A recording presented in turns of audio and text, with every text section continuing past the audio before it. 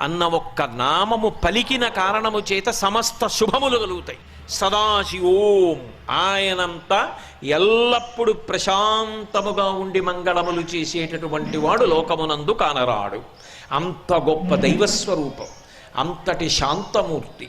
అందుకే శంభో సురేంద్రనుత శంకర శూలపాణే చంద్రావతంస శివ శర్వ.